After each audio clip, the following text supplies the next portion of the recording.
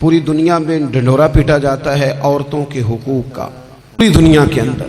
اور بعض لوگ عورتوں کو بڑا دھوکہ دیتے ہیں، کہتے ہیں تمہیں حق نہیں ملتے لہٰذا تم سڑکوں پہ آ جاؤ.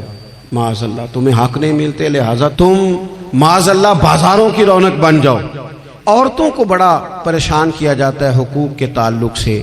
نبی پاک علیہ السلام کی آمد سے پہلے خاتون کے ساتھ سلوک اچھا نہیں کیا جاتا تھا، اس کا کوئی جائیداد میں حصہ نہیں تھا.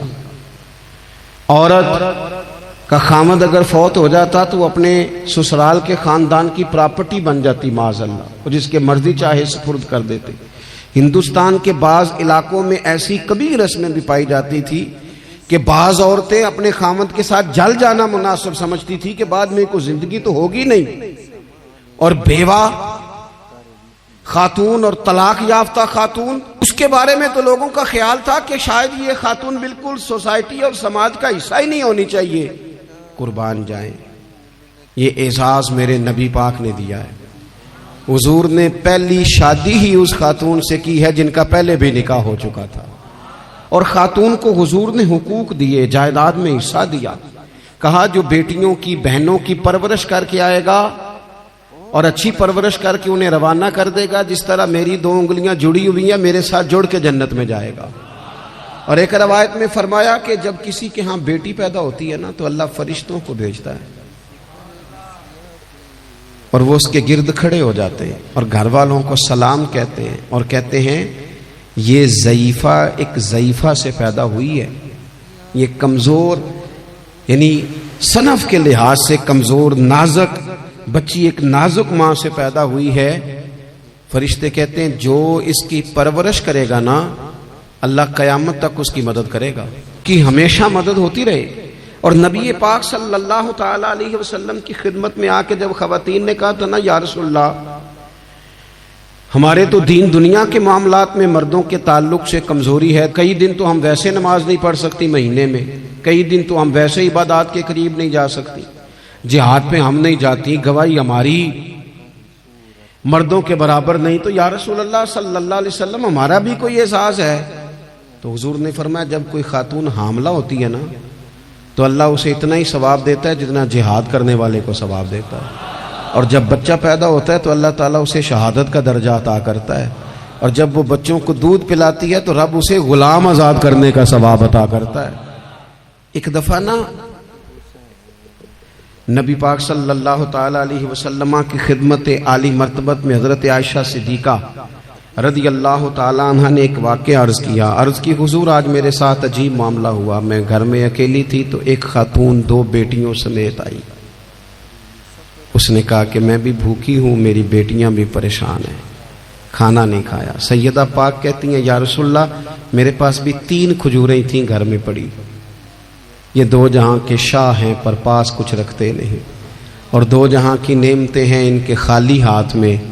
فرماتی ہیں وہ 3 کھجوریں میں نے ان 3 ماں بیٹیوں کو دے دی. ماں نے پہلے ایک کھجور دونوں بیٹیوں کو دی، پھر بچیاں وہ کھجور کھا کے ماں کی طرف دیکھنے لگی تو جو کھجور ماں کے پاس تھی اماں نے اس کے بھی 2 حصے کر کے بیٹیوں میں بانٹ دیے.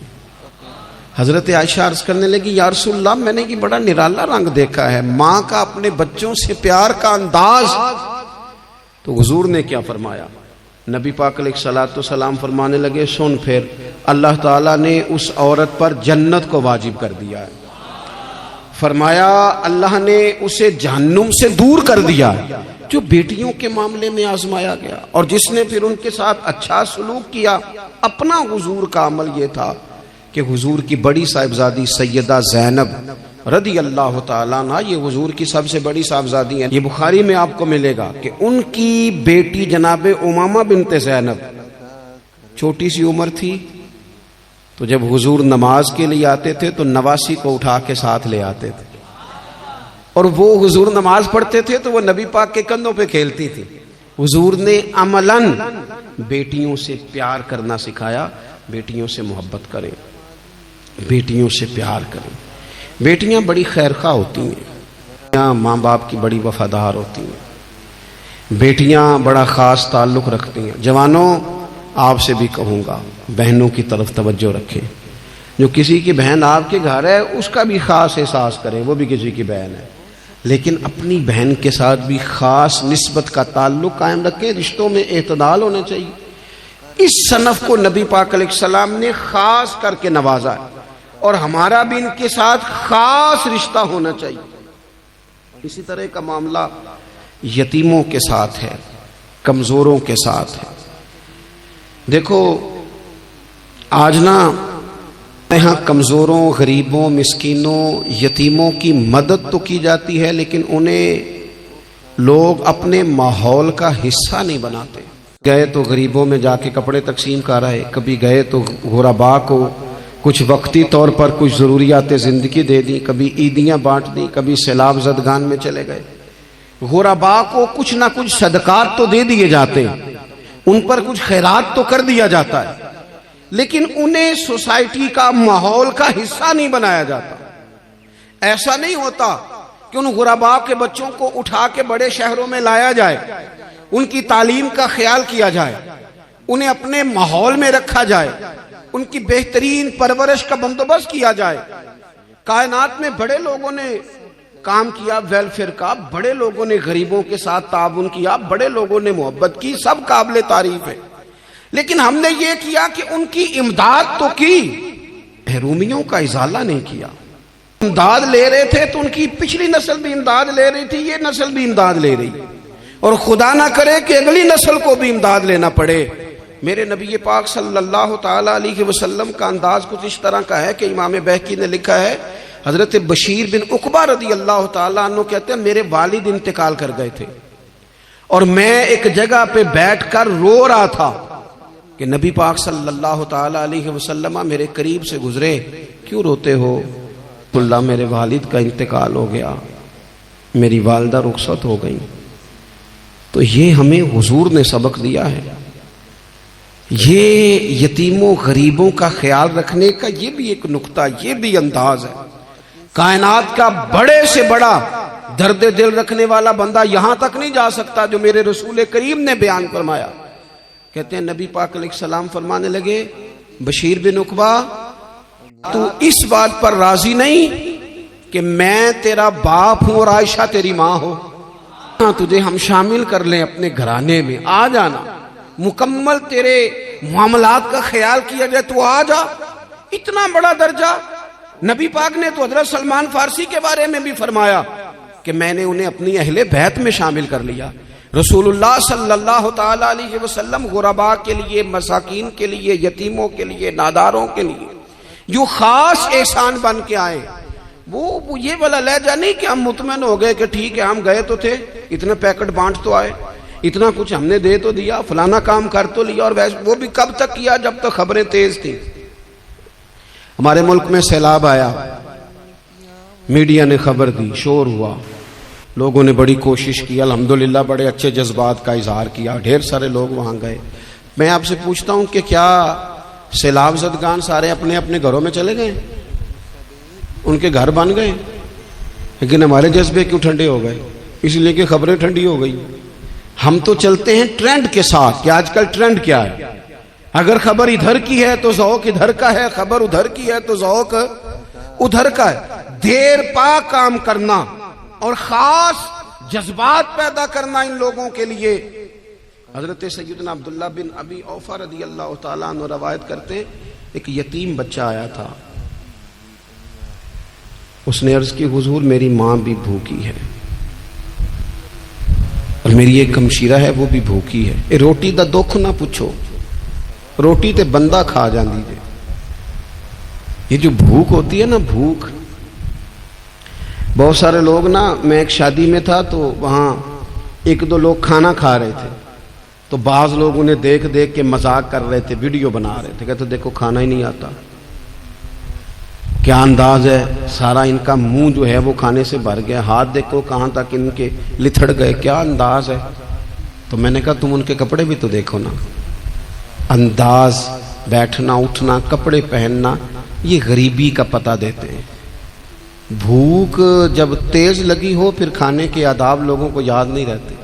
غربت نے میرے بچوں کو تہذیب سکھا دی، اب وہ سہمے ہوئے رہتے ہیں، شرارت نہیں کرتے۔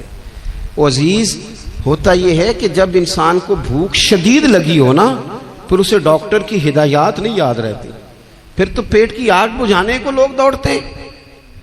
تو کہتے اس بچے نے آ کے عرض کی یا رسول اللہ صلی اللہ تعالی علیہ وسلم، ماں بھی بھوکی ہے، بہن بھی بھوکی ہے، حضور نے نا اسے 21 کھجوریں عطا فرمائی، فرمایا 7 تیری بہن کی، 7 تیری والدہ کی، اور یہ حضور نے 21 کھجوریں دی ہیں، یہ نبی پاک نے 21 دی ہیں، ہاں یہ حضور نے 21 دی، اور حضور تو اشارہ بھی کر دینا تو پھر روٹی ساری زندگی ختم نہیں ہوتی۔ وہ حضرت ابو ہریرہ کو بھی ملی تھی، فرماتے ہیں میں کئی سال کھاتا رہا، 1 کلو کھجوریں تھی پر ختم ہی نہیں ہوئی۔ 21 کھجوریں حضور نے دیں۔ حضرت معاذ ابن جبل رضی اللہ تعالیٰ عنہ اٹھے اور دوڑ کے جا کے نا اس یتیم کے سر پہ ہاتھ پھیرا اور کہنے لگے پتر اللہ تجھے اپنے والد کا جانشین بنائے۔ تو حضور فرمانے لگے معاذ یہ تم نے کیا کیا؟ عرض کی حضور اس بچے کی بات سن کے میرا دل بھر آیا ہے، محبت نے انگڑائی لی ہے تو میں نے یتیم کے سر پہ ہاتھ پھیرا ہے، یہ دیکھو حضور کا رشتہ۔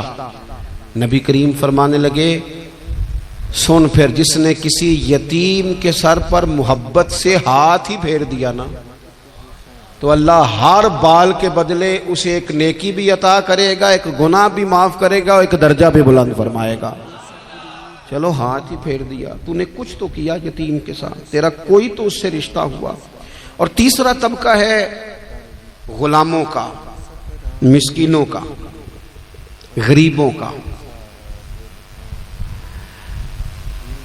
میں اور آپ اس ملک میں رہتے ہیں جہاں کچھ لوگوں کو کھانا بھی نہیں وقت پہ ملتا، اور کچھ لوگ 5 لاکھ روپیہ گاڑی کا اس لیے اضافی دے دیتے ہیں کہ مجھے ذرا نا نیو ماڈل جلدی چاہیے۔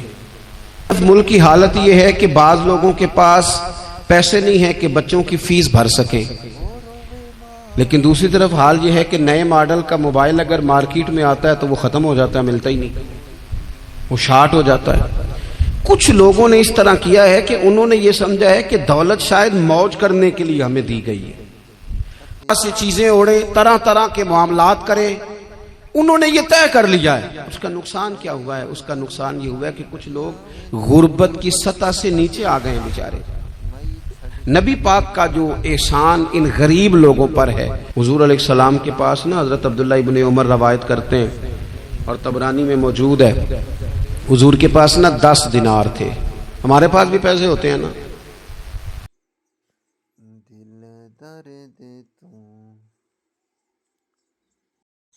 السلام علیکم دوستو، امید کرنا انشاءاللہ تساں ٹھیک ہو سو، اللہ مولا تو کو آباد شاد رکھے۔